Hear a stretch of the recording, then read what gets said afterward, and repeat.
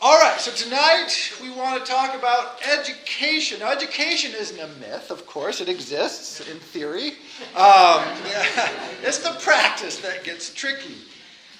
One big thing we struggle with is we have limited clarity on what education means, what it's for, what it is about. And one way to think about this, not the only way, but I think one way to think about this to help us clarify it is to look back at the origins of this. Where does it come from? Of course, people have always learned things. This is, if you didn't learn anything, you died. So we're learners. Lots of animals learn things, or they just wouldn't thrive. But when you get the advent of literacy, so we're going back about 6,000 years, when you get the advent of literacy, you hit this weird new element.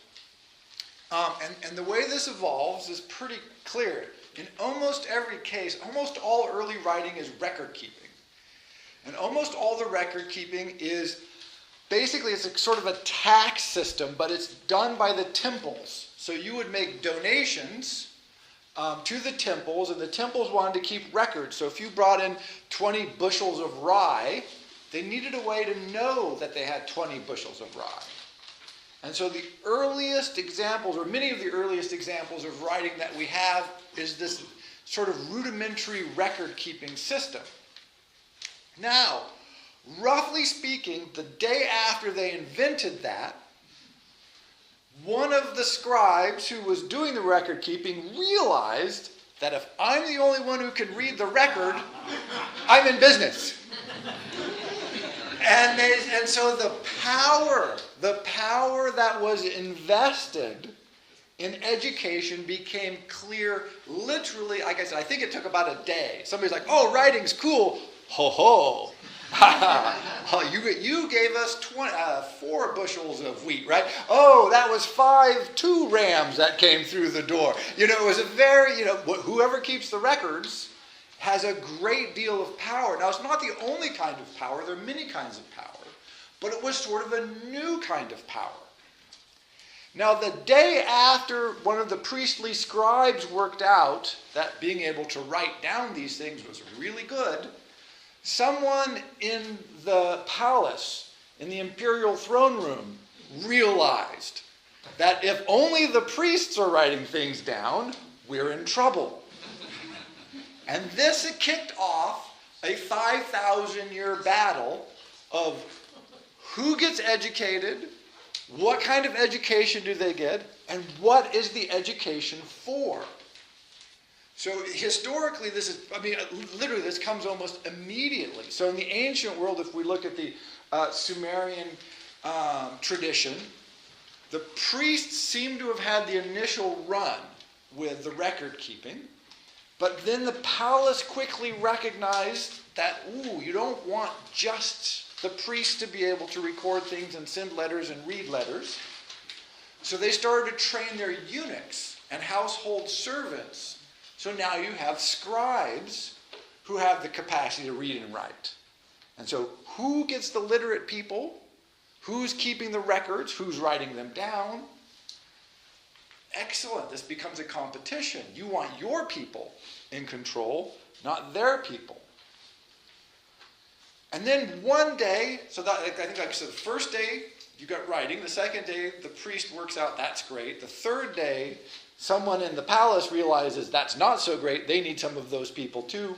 The fourth day, the emperor or the king or the tyrant or whomever is dictating a letter to someone because he can't write, but the scribe can write.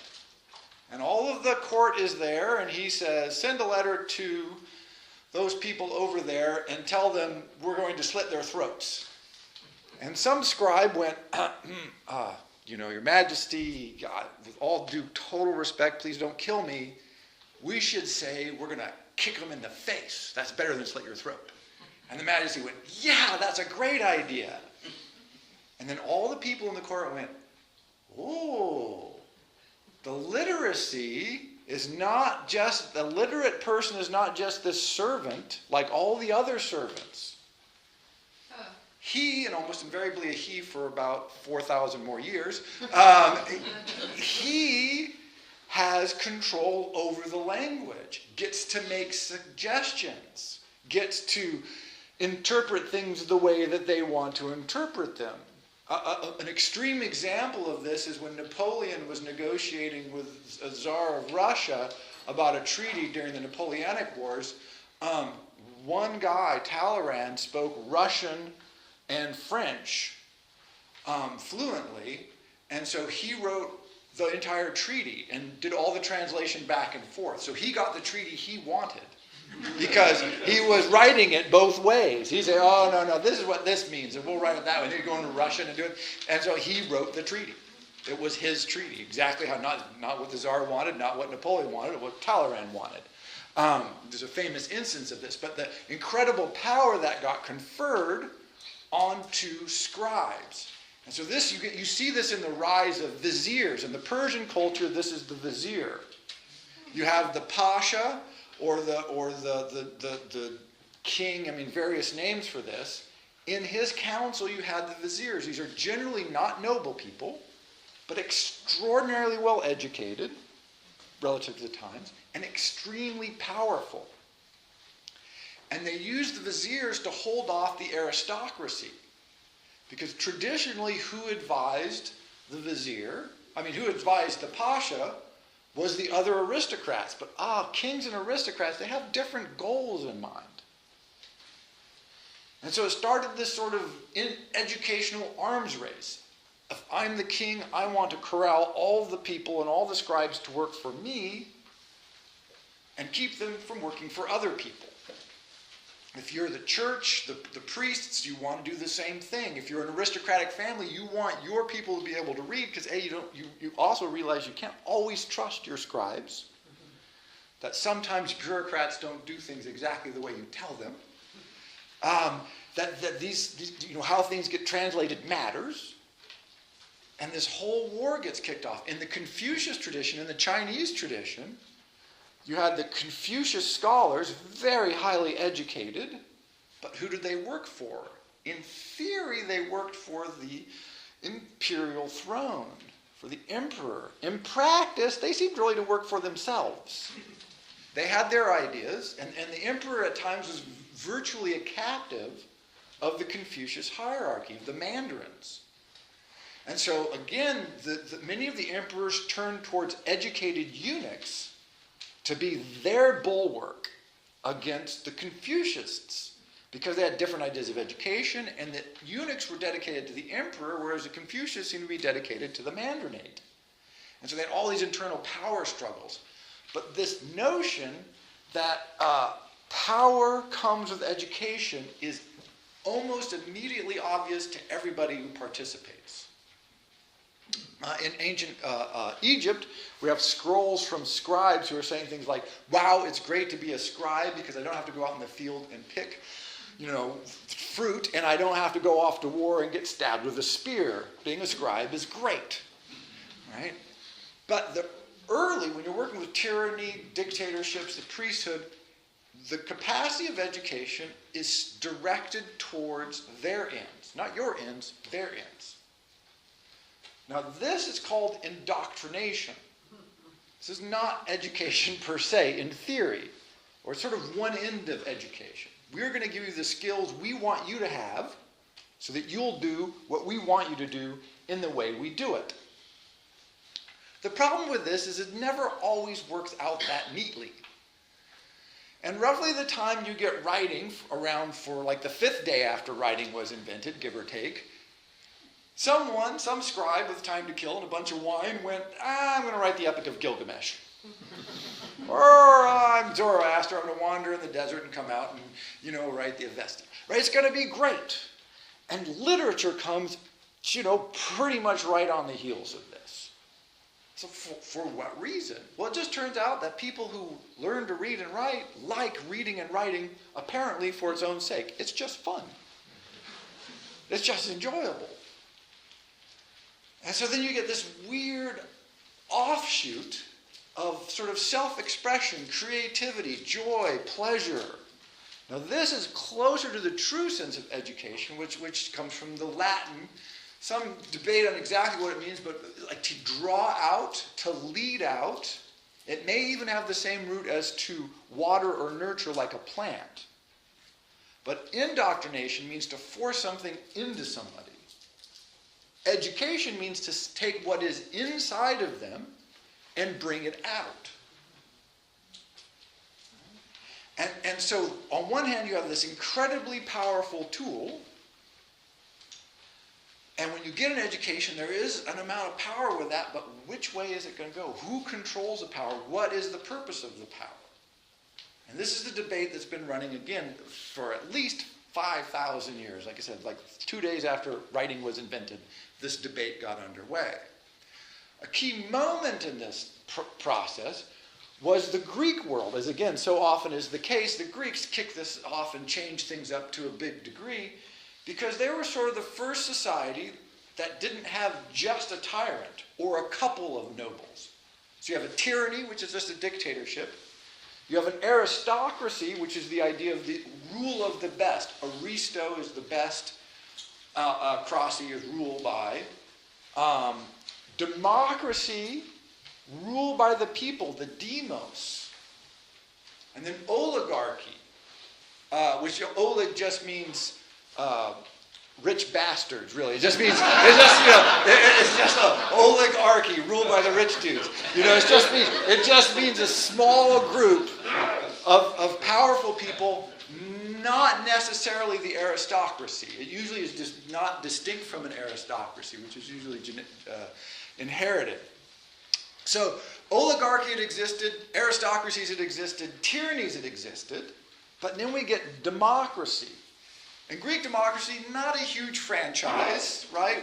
Rich citizens, rich male citizens is really what their democracy was primarily, although it varied dramatically.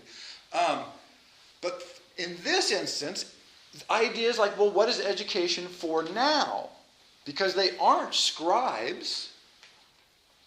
All of a sudden you had a large pool of potential rulers. And remember, in ancient Greece, many of the offices were filled by lot. So if you're just drawing lots to see who gets an office, you want everybody to be pretty good. You're like, we need you to understand things, and we want it to go well for you. But because they were like a really large aristocracy, the idea of education was, we want to bring out the best that's in you. Calisthenics, beautiful strength, right? Physical beauty, physical capacity. A capacity to reason, capacity to convince your fellow citizens, but most importantly, the capacity to distinguish good from evil. The capacity to look inside yourself, and they thought this as an internal issue, and make a judgment about the nature of the world that was accurate. And they thought, if we educate you to be the best possible version of yourself, you will do good by necessity. You won't be able to help yourself. So they couldn't really indoctrinate them because they were the people with all the money and the power to begin with. So it became this very much different notion of communal. They didn't have any system of education. It was all by private tutors and public forums and traveling teachers. It was all very grab bag, we would say. Turned out it worked pretty well in some ways. But it changed the notion of what education could be for. Now, the power really became distributed of education. It became not just a capacity to become powerful within the hierarchy of the king, I'm the great vizier, but to have it as a path to being the king yourself, or the closest thing you could to that, which would be the key elected officials in the Greek or Athenian city-state, which is a very big change. And so the emphasis went from indoctrination to the other end of it, which was, how do we bring out what's best? And they didn't agree on this at all. They had 100 different approaches. They had no idea what they were supposed to do, but everybody agreed that was the goal. If we just make the best possible person we can, that's the best thing for the state. So make yourself healthy, wise, literate, and civic-minded, and good things will happen. That concept was picked up by the Romans to a limited degree by Cicero to an incredible degree. And Cicero was one of the first guys who said, look, this is what the Greeks were doing. Let's sort of develop this idea of the humanist education, what we call the humanist education. Cicero coined that word. This was one of his neologisms. He made up the idea of the humanist education. The Greeks didn't have it, they just did it. Cicero looks back and says, I like this, this, and this. We'll call that a humanist education. Rhetoric, language, will look at the key elements of this. But he sort of codifies it. He says, this is what literacy, to be educated, should be. And since in the Roman world we were veering back towards tyranny, dictatorship, imperial household, it was very conflicted. Do you train your sons, primarily sons, to be good followers of the emperor, or do you train them for the potential to off the emperor and become emperor themselves? Right? And notice that's a very different kind of education. This is not the same thing. By the way, just as an example of this, everybody says, oh, go and get a tech education. We're going to talk about this because look at all the money that's in tech, blah, blah. Steve Jobs went to an art college. Right? So it turns out we don't train people to be Steve Jobs. No, train people to work for Steve Jobs. Yes. See, that's the kind of distinction to think about. Which way is the power directed? Who gets it? What does it mean? So this idea of the human, well, then you get sort of the collapse of the Roman Empire. Things look a little ugly in Europe. We'll switch over to the European scene, although, again, there's similar tensions in the Confucius tradition in China and in the Persian tradition. So this is not just the Western tradition, but if we coming to the United States, the next place we want to stop is the humanist education in Europe, this picks off with the Renaissance famously, and it is private tutors in private homes. This is the aristocracy. Private schools, private tutors, the rich people, not for the peasants down in the dirt. But it had three key elements taken from Cicero. One was grammar, study of reading, writing, and vocabulary, particularly Latin and Greek. They wanted you to read Latin and Greek because all of the best works were written in Latin and Greek. And the idea is if you read the best works in the original language, it would improve you. You would be a better human being. Logic, in specific, Aristotle's logic. But the logic was deployed to examine everything. So they really ran them through their paces on is this an apple? Is this apple red? If I hit you with this apple, does it hurt? It's just sort of this, you argue every side. That years of training in logical argumentation, which sometimes leads to mind-numbing hair splitting. You're like, oh, some of these texts will kill you. But often develop this capacity for critical analysis of everything. And then rhetoric was just the capacity to speak and write the concepts that you were analyzing and reading and the world around you. And to communicate that, to argue it, to convince your fellow citizens. Basically, that's all that education was. If you had that, you were educated.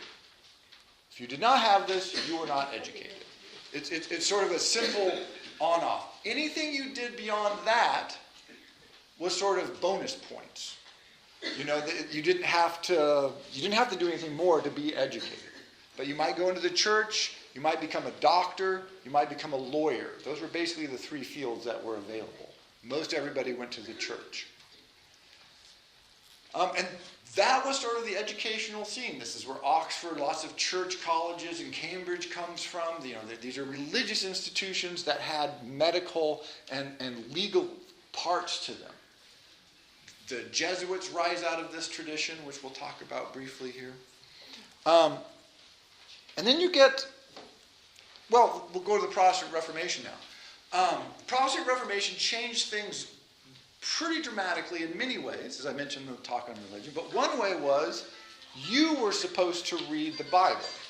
And you were supposed to read the Bible in your vernacular tongue. Which meant that suddenly mass literacy, not just literacy of the good people, the wealthy people, the privileged people, but of every citizen who has a duty to read the Bible, becomes an idea.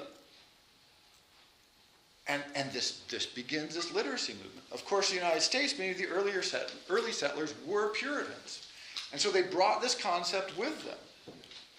They said, we need to have literacy. And so immediately in the United States, you begin this bizarre amalgam of educational institutions that we still have with us today. Harvard is established very early. It's a religious institution. Princeton, religious institution. Yale, religious institution. William and Mary, religious institution. The idea is you want to make sure your priests are educated so they get things right. It was also an offshoot of what we talked about last time in religion, of the factionalism. So many different factions that you had to have your priests up to snuff so they could compete with their priests. You had to get it right, and you had to be able to defeat them. Sort of moderately competitive. But you also get the birth of grammar schools. Publicly funded. This is by individual towns. Individual townships started doing this, saying, well, we want a lot of the children to be able to go to these schools so they can read the Bible for themselves. Often associated with churches, not invariably. And so you had this idea of mass education sort of floating around the United States, not organized at this point. And you had someone like Jefferson, who was probably the first American to propose seriously systematic education of everyone at state expense. And this is important. What he meant was every male should receive a few years of school free, 3 or 4, so that they're minimally literate. And then we'll take the best 20% or so of those and let them go for a couple more years. And then we'll take the best 20% of those and let them go a couple more years. And then the very best students from those can then go on to a classical education at state expense. This is a true aristocracy. Because Jefferson's idea was you go out in the countryside, you cull from the citizens the best, aristo, and you let them get an education so that you aren't throwing away your quality people, while realizing that 90% of people are just not worth it, right? And this is so on one hand, it's incredibly progressive. On the other hand, it really isn't as progressive as you think. I mean, it was sort of progressive for its time, not that progressive. So these ideas are floating around. But he was not, obviously being Jefferson, not in favor of church education. So you do start getting these kinds of movements rolling. But it's not until you get the Prussian education system as a model that this really takes off. And what happens is in the Napoleonic Wars, the Germans, well, they weren't the Germans then, the Prussians and the Austrians got a good kicking in the teeth. And they thought, wow, we got to fix our system up. Also, because of the Reformation, a lot of the aristocracy in the Prussian German states, there's like 50 of them, it was just a big political mess.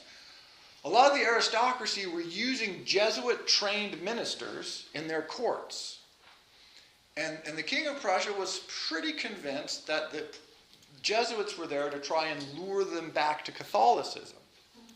And because the aristocracy had no love of the king, they were like, hey, we could use the Catholic Church as a counterbalance to the rising power of centralized government. And the Jesuits were like, ooh, that's a great idea. So they weren't just crazy, but again, because a lot of the people who were educated were Jesuits, a lot of the ambassadors, a lot of the teachers, a lot of the scribes in these courts were, in fact, Jesuit trained at Jesuit institutions, everyone was suspicious of them, with good reason. They weren't all spies, only about 90%, it turns out, you know. It was you know, sort of we are suspicious of these people because of that power issue. Who are they working for? Are you working for me? Are you working for the Catholic Church? Are you working for the aristocracy? And so Humboldt and people like that came up with this great idea. And they said, let's have, in the key elements of the Prussian education system, free primary schooling for everyone. Everyone. Professional teachers trained in specialized colleges. Now, this is one of the things. It's easy to say everyone should have an education. Okay, where do you get the teachers? Who's going to pay to train the teachers? If you want quality schools with quality teachers, you got to provide teachers. So he said, well, we better have specialty schools to train teachers. This is all new, by the way. I mean, this is ideas sort of been bubbling around, but they got it organized and got it rolling. Salary. And recognizing teachers as a profession, still a dubious claim in our country. In many countries, teachers are respected. You will be shocked to hear this, but it's true. It is that the idea that a teacher is not some worthless layabout scoundrel, which was sort of the medieval and late Enlightenment idea, very suspicious of teachers. And they didn't pay them. They had no regular salary often. So the notion that you have to pay them and recognize that they're a profession, this was a big idea. Funding to build schools. Well, this means taxes, and as we are well aware, taxes is an evil word. And so so people are like, oh, but if you have schools for students with teachers, hey, you're almost to an education system. Supervision at national and classroom level to ensure quality instruction. This is a national organized curriculum, standardized. This is the Prussian model at the get-go. We'll see what the Americans come up with an answer, right? Curriculum inculcating a strong national identity, involvement of science and technology. The classical education of grammar, logic, rhetoric had no technology at all. And the Germans were some of the first ones to say, it might be good if we sort of studied science. How about that? Natural philosophy, as it was called. And Humboldt, who was a brilliant, brilliant natural philosopher himself, was a big proponent of this. And then secular instruction, which meant no particular religious favoritism. We don't want it because the Protestant Catholic thing in Germany is still very fraught at that time. And finally, compulsory. Not that you get to go to school, you have to go to school, which is very new. In the history of mankind, the opportunity to go to school had always been a golden ticket. This is your opportunity to rise from nothing, from poverty, from no opportunity, to you could become a vizier. You can't become a noble person, but you could become a vizier. You could become an advisor to a prince. You could become wealthy, relatively speaking. You could be somebody.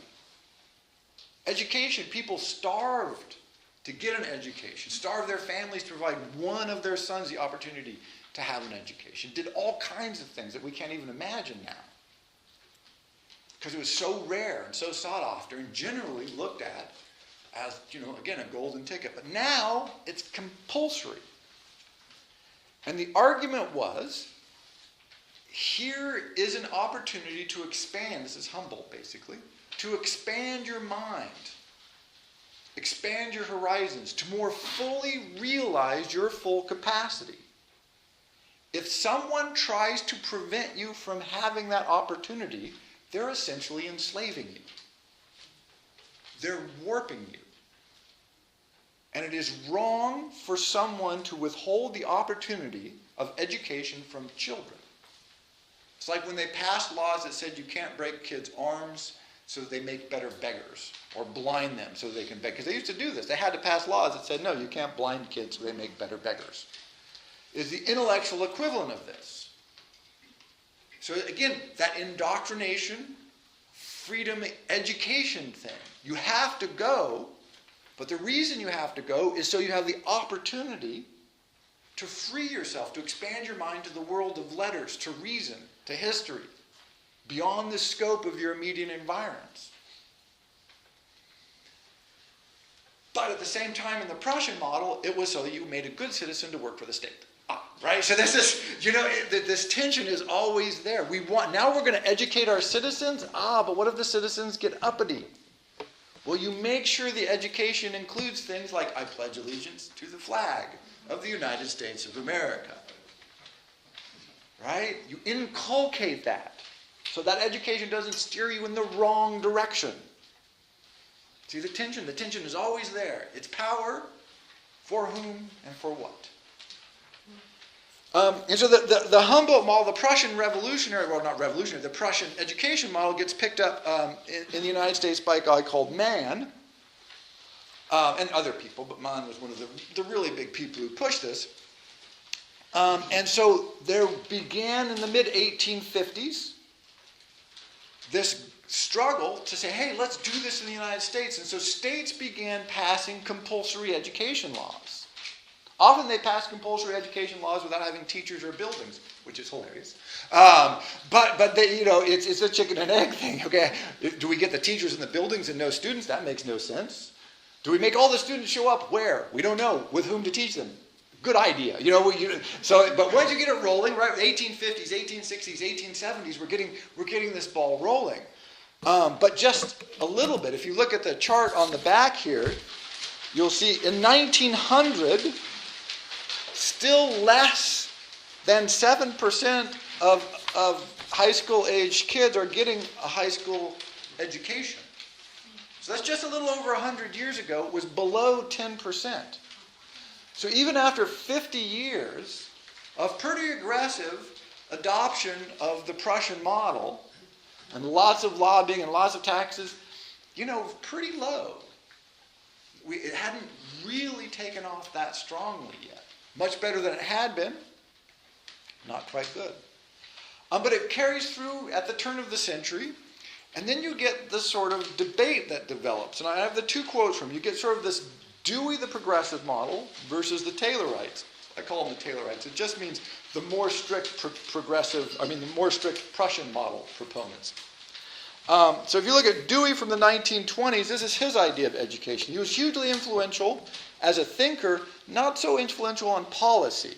So if you've heard of Dewey, you may have heard of Dewey, he was, again, lots of good ideas, not necessarily that many adopted. But he said, as a society which is mobile and which is full of channels for the distribution of change occurring anywhere, must see to it that its members are educated to personal initiative and adaptability. Otherwise, they will be overwhelmed by the changes in which they are caught and whose significance or connections they do not perceive. So he wanted initiative. We want people who initiate things on their own, creative, self-expressive, and adaptable. You have the skills and the thinking capacities and the background that allows you to understand and tailor yourself to new situations. Sort of just as a spokesman for the other side, I have this quote, I call them the Taylorites. Our schools are in a sense factories in which the raw products, children, are to be shaped and fashioned into products to meet the various demands of life.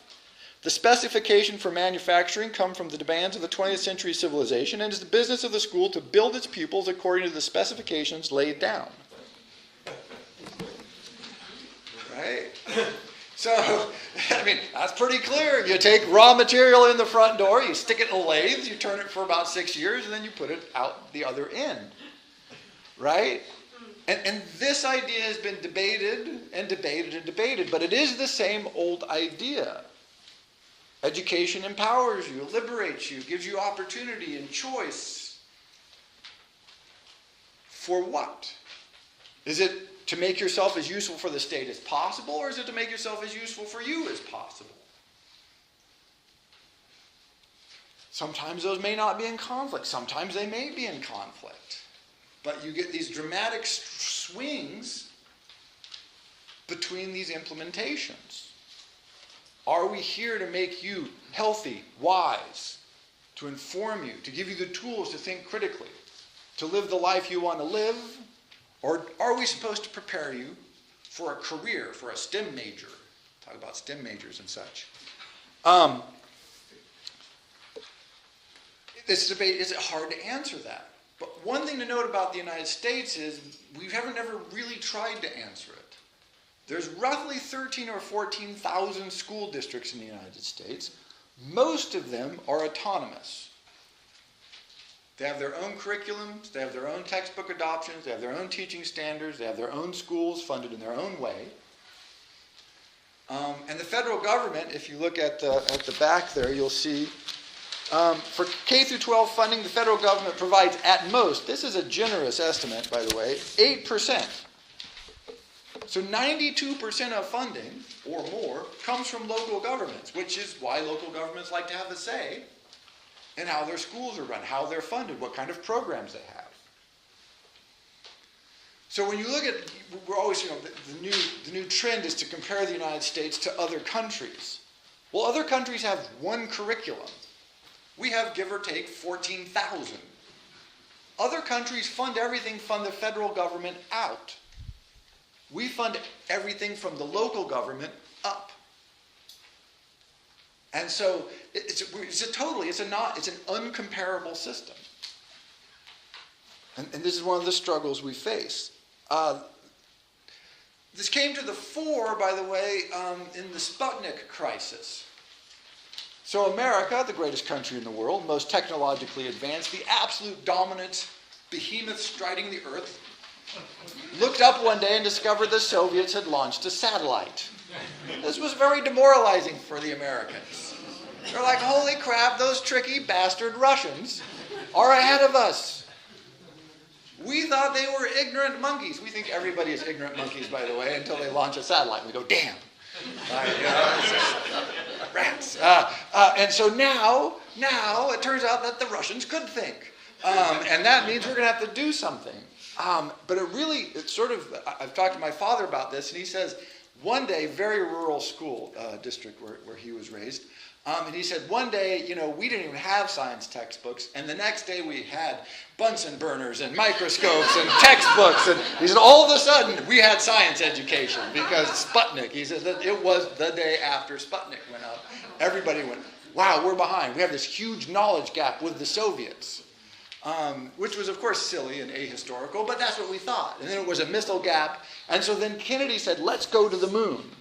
His advisors, by the way, many of them said, no, let's say we're going to go to Mars, because as long as we're not going to do it, we may as well go big. This is literally true. And Kennedy said, no, I mean, we should really try. And they're like, oh, come on. He says, no, we can do it. And they're like, okay, we can't do it. But we did do it. Right? For no reason. There is no reason to go to the moon. But it was to show the Soviets that our monkeys are as smart as their monkeys, right? That was we can do this. But notice, it was the channeling of human creativity towards a national goal. On one hand, great, liberating, wonderful. If I study aeronautical engineering, I probably want to work on satellites. I'm dying to work on satellites. This would be great to work on satellites. But, should I work on satellites that's, for instance, spy on the American people? This is what the Greeks were worried about. You educate them, and then they do suspicious things. They take the power, and they use it incorrectly. Right? So it turns out we have lots of engineers who are happy to design things to spy on everybody. This was what the Greeks feared. This is what everybody has feared about education. And you see this all over the world in any number of ways. Another example of this is like Iraq. When we invaded Iraq, it turns out Iraq's army, while huge, was worthless. Well, it was worthless because if you're Saddam Hussein, you don't want competent officers in your military. Because what they will do is overthrow you. That's how he came into power. You want incompetent officers, vaguely competent, just competent enough to terrify the local population and to keep your immediate neighbors nervous, but not competent enough to actually assault you. And so you want them a little bit educated and skilled, not too educated and skilled. Right? Because of the fear. But the history of this is perfectly clear. The most educated, most skilled colonels in your country overthrow you. This has happened 1,000 times. Literally, it's always a colonel. If I were a dictator, I would never give anybody the rank of colonel. You could be a major, you could be a general, no colonels. I would just eliminate the rank. I think that's the key. But it's, because they're the ones that get the education, they have the experience, and they're well enough known to have support, but they're not so well known that they've already been shot or dealt with in other ways. And so the colonels overthrow you. This is the power and threat of education. And so after the Sputnik Crisis, we've been sort of in the Sputnik Crisis ever since, really. This is where we are today, in a way. Thomas Friedman, if anybody's read one of his books, sorry about that, ask for your money back. In The World is Flat, he says that we need to have a space race, all-out investment in engineering, science, and technology. And I think, right, we need huge geology colleges. Well, not that kind of science. Right? Invertebrate biology, that's the one. No. So they say science, they say technology, they say engineering and math. This is what STEM education is mean. They don't mean it. They mean whatever kind of engineer General Electric wants to hire today. Not yesterday, that was a whole different set of engineering. Nuclear physics for a while, best degree you could get. Then nobody would hire them, so nobody got them. Now, nuclear physics kind of cool again. Right? Like all kinds of engineers. But they mean we should be training our citizens for the jobs of today. And so if you look at this, if you look on the Common Core, this is from the Common Core website, by the way, so I'm not making this up.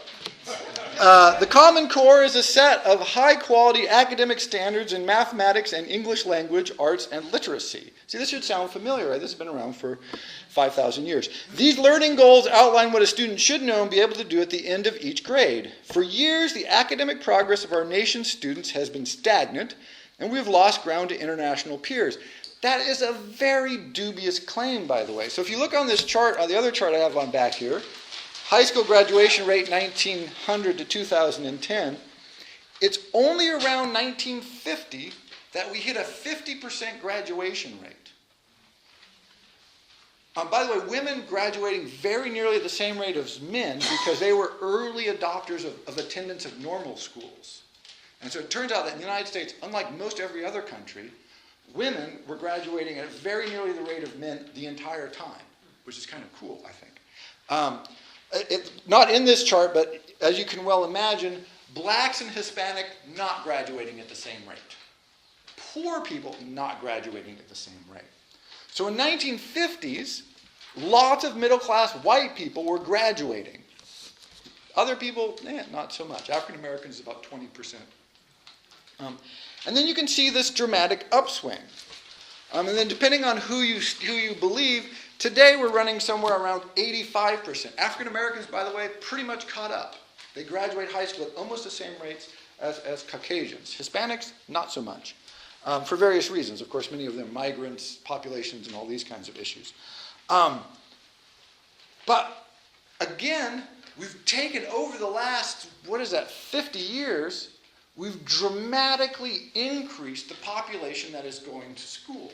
It's been a massive, it's really an impressive achievement to go from half of your population and very few minorities, pretty minor amount of minorities, to African Americans graduating at a very high rate, Hispanics graduating at a much higher rate, not as high as everybody else. And so we've expanded the number of people who are getting a high school education to the point where, are we going to hit 100%? In America, you are never going to hit 100%. For one reason, there's a lot of people who homeschool their children. There's a lot of private schools. And there's the general American resistance to federal control of education or any kind of state authority. And so we have chaos. I think it's sort of a good chaos. But we have this mix. So it's really not clear. We've really made impressive gains in people who are participating in the educational process. So when you see things that say, if you look in the 50s, the scores were better. If you look in the 60s, the scores were better. Well, sure. But you're sampling a much smaller population. When you begin sampling almost the entire population, it's not a huge surprise that we're not doing a lot better. In fact, what's really surprising is that we're doing about the same. That's what's incredible, is we've dramatically increased the number of people who have access to the power of literacy, to the opportunity to expand their minds. It's an incredible achievement. But we sort of tear our hairs out because it's not perfect. Well, it's an imperfect world, I think. I notice sometimes. But if you continue on the quote, and also the fact that we're losing ground to our international peers is dubious at best. What's really happening is our international peers who used to do things like not educate any women have sort of gone, we could educate our citizens in a serious way. And so it's all good. We want them to close the gap. We want people all over the world to be as well educated as we are or better. That's not a bad thing. That's a wonderful thing. Right? It's great that the Chinese are producing millions and millions of more highly educated, highly skilled, very well-trained people. And this is going on all over the world. They've closed the gap. Again, not bad. Great. Wonderful. Spectacular. And there is no evidence we're falling behind, by the way. The Common Core is informed by the highest, most effective standards from states across the United States and countries around the world. Sure, the standards define the knowledge and skills students should gain throughout their K-12 education in order to graduate high school prepared to succeed in entry-level careers, college courses, and workforce training programs. Welcome to the machine. Right? Jobs, jobs, jobs. Who are you being educated for? You're being educated for a career. There's back to that tension. You're being educated to be a scribe, to work for the priest, or the pasha, or the emperor. Right? Because they need these people. And we do need educated people. But who's choosing? Now this crazy thing happens. But by the way, Common Core is falling apart. So if you're opposed to Common Core, don't worry about it. It's dying. And it's dying because there's 14,000 school districts in the United States, and everybody's going, we don't like this. And some people love it, and some people hate it. Some people don't know what the hell it is. And it's all this Sturm und Drang. But just so you know, this has been the education system in the United States since Thomas Jefferson. What should we do? We don't know. Wah! Right? We've been doing this. So if you've been in the education system or around it for the last couple of years, we had, just in my lifetime, relatively short, we've had the film strip education movement. I don't know if people remember this, where, we're going to have film strips for everything. This was great. And for like 3 years, it was a film strip. Whatever we were doing, we had a film strip. Bing, turn the page. Bing, turn the page. It was ridiculous. And then SRA were these guided reading manuals that we had, and you filled them out, and you did the forms, and you moved color. You were like silver and brown and yellow and gold and purple, and I'm a red and you're a silver. That means you're not very good. So these weird levelings of things. We had movies. We had all the educational movies until they realized that movies are incredibly expensive to produce, and they kept making stupid ones. So they got rid of that. And it was just one then all the whole testing thing that's begun. Right? The Common Core is just the most extreme example of our fetish with testing things for no apparent reason. But the idea is we say, okay, we're training people for jobs. We're going to jobs. Well, what jobs? Which jobs? We're a country of 300 million people. There's a lot of jobs. A lot of different jobs. Nobody knows what jobs people are training for. And if you ask people, this is one of the things that we mess up completely. But it is the perfect example of this history of education. Right now in the United States, if UW is a perfect example, the state of Washington pays about 4% of the budget of the University of Washington. 96% of their budget is not from the state of Washington. It's extraordinary. It should be the university located in Washington. The university loosely affiliated with the state it happens to be located in. Right? Some name like that. That should be the name of the school. Because it receives basically no funding from the state. It's an incredibly small percentage of their budget. So who's paying for it? Well, right now who's paying for it? A lot of it are the students. And so what the students do is they go to college and they don't say, I want a job. That's the Thomas Friedman model. That's the Common Core model. But they say, look, I've got some education. I have some ideas. I have some interests. And if I'm footing the bill, I'm going to produce or pursue the education I want.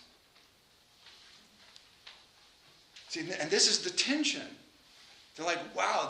Some schools are even saying, we want to charge differential rates to the students because often they choose the wrong majors.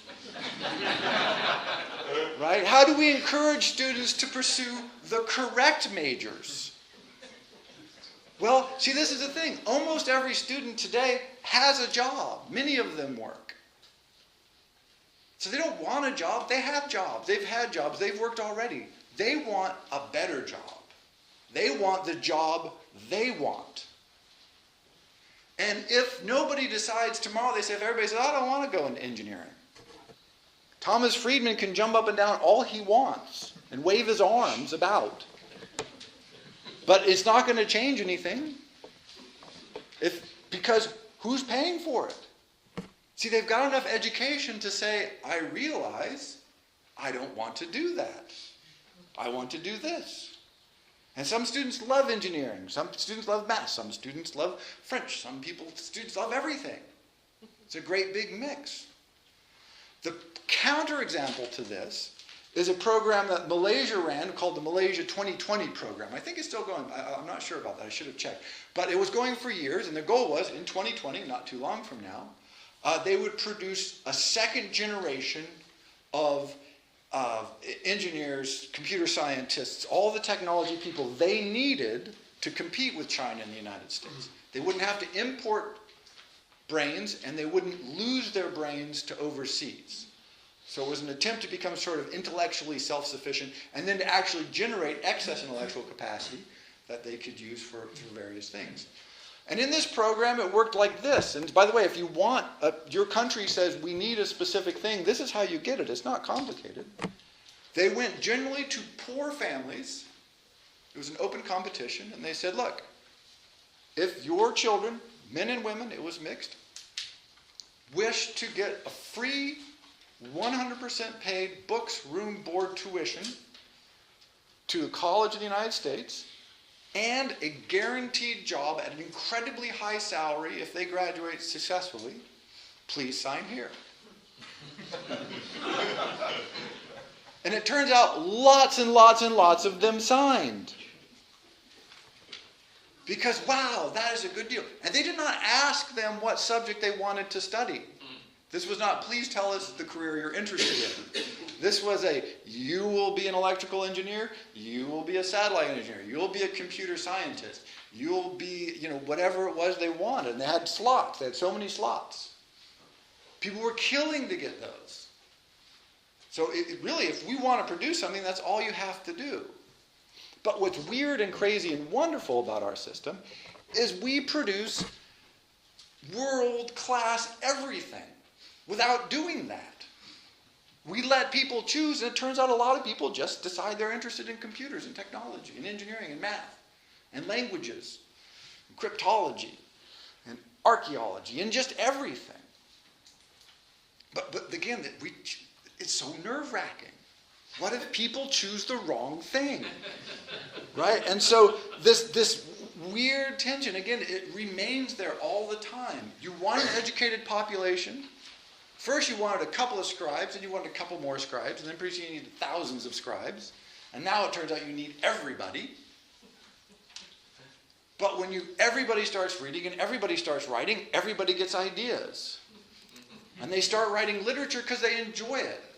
And then they start writing Pulp Fiction because they enjoy that even more.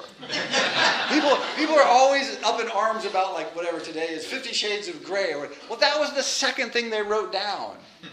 I mean, really, you learn to write, you take some notes there at the temple, and then you write a few lines of poetry, and then some of the earliest poetry we have is like, it's sort of the erotic poem from ancient Egypt about this young woman who says, oh, my boyfriend is going to ride by, and I'm going to put on my thinnest sort of cotton blouse and dip myself in the river and then rise as she goes by.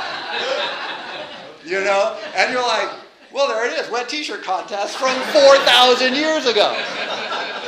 Right? So, so that's wrong, and so we have to censor that. See, they're using their education in the wrong way because they're thinking bad thoughts, and they're thinking thoughts we don't like. Pop culture is crap because it's all these literate people reading the wrong books. Well, maybe it isn't the literate. Right. If you can read, you're pretty damn literate. If you're reading for pleasure, this is an extraordinarily high level of literacy. But we feel compelled to say, yes, but you're reading the wrong things. We always want to steer that impulse to the right place. And it's true we do need to, because again, I think it's bad that we have all these satellite engineers who are happy to design stuff for the National Security Agency to spy on us. It doesn't seem to bother them at all. I would like to think it would bother them a little bit. But again, there it is. It's the freedom and the power of education. So when you think about education, when you hear these news reports about the Common Core and these ridiculous things that they say, the standards that they come up with that are related to nothing, remember it is this just virtually unanswerable tension that is inherent in the idea. Education, to draw forth what is in you, to nurture, to raise, to empower. It really is one of the greatest things in history. The capacity of the average person to read in the world today is just astonishing. It's transformative. The fact that leaders feel the need to lie and mislead us They didn't even have to bother before.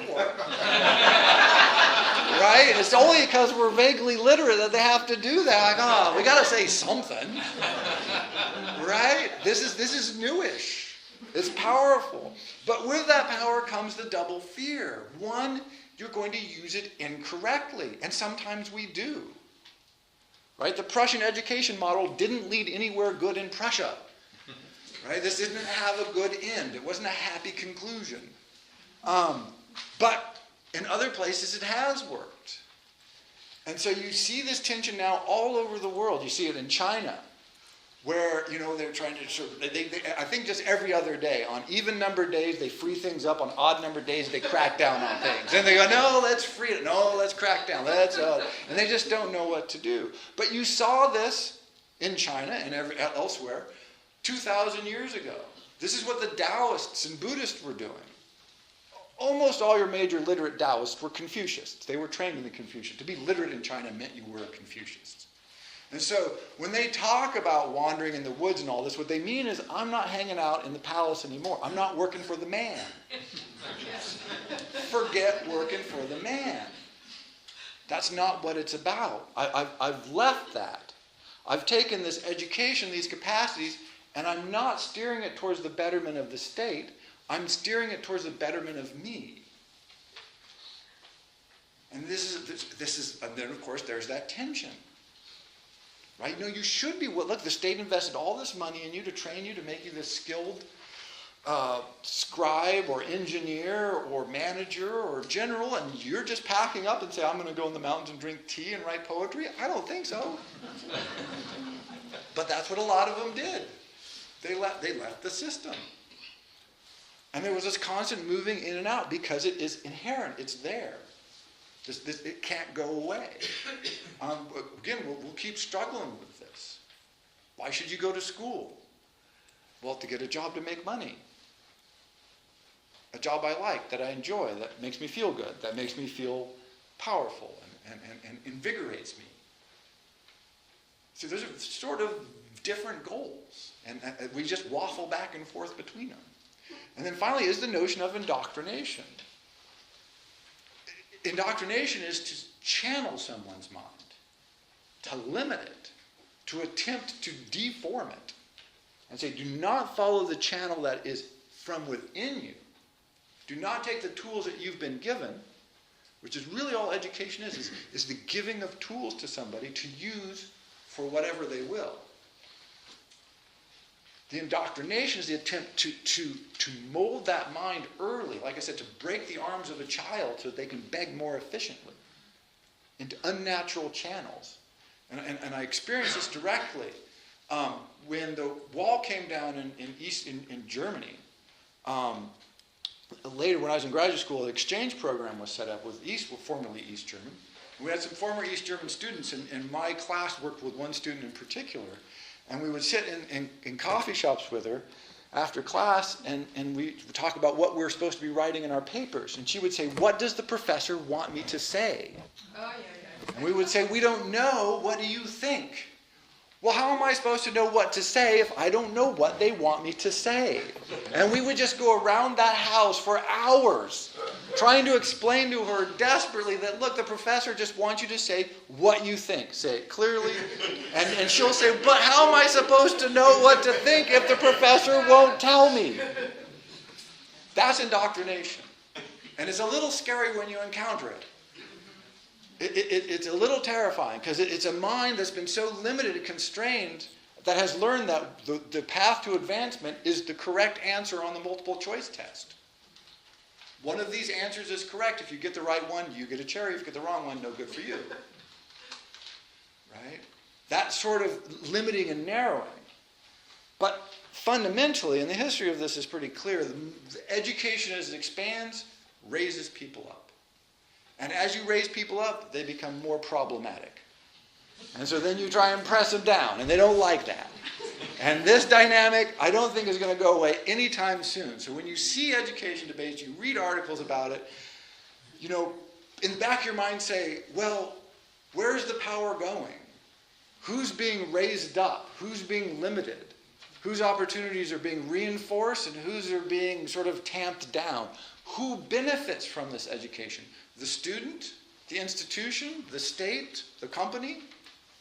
And a lot of things that are seem confusing and vague and vexing become clear immediately, because that is the history of education. So thank you very much.